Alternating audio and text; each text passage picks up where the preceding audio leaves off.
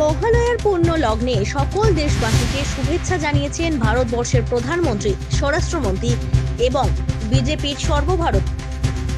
পিতৃপক্ষের অবসানের পর মাতৃপক্ষের সূচনার অমৃতক্ষণ আজ মহালয়ার পূর্ণ লগ্নে সকল দেশবাসীকে শুভেচ্ছা জানিয়েছেন ভারতবর্ষের প্রধানমন্ত্রী নরেন্দ্র মোদী, কেন্দ্রীয় স্বরাষ্ট্রমন্ত্রী অমিত শাহ এবং বিজেপির সর্বভারতীয় সভাপতি জগৎ প্রকাশ নাড্ডা।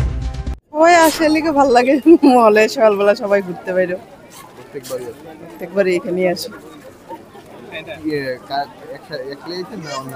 না, আমার সঙ্গে আমার ফ্রেন্ড এসছে। আজ মহালয়ার পূর্ণ লগ্নে প্রাতঃভ্রমণে আগরতলা কলেজ টিলা এলাকায় মানুষজনের উপচে পড়া ভিড় লক্ষ্য করা যায়। মহালয়া মানেই দেবী দুর্গার আগমন।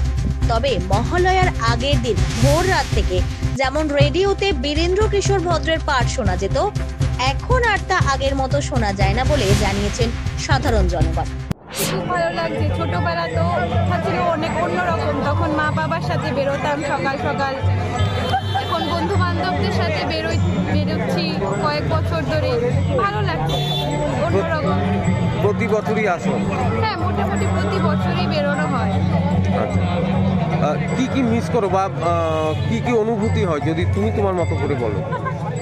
মহালয়াটা হচ্ছে আসলে এখান থেকে পূজা শুরু, দেবী পক্ষের সূচনা হচ্ছে, তো এই ফিলিংটা হচ্ছে যে পূজা আসছে, তো খুব ভালো একটা ফিলিং।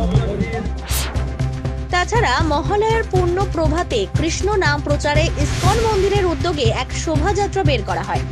এই শোভাযাত্রা আগরতলা ইসকন মন্দির থেকে বের হয়ে বিভিন্ন পথ পরিক্রমা পরে আগরতলা মহারাজা বীর বিক্রম কলেজ প্রাঙ্গণে গিয়ে মিলিত হয়। ত্রিপুরা থেকে বিক্রম কর্মকারের রিপোর্ট, জেলা বার্তা।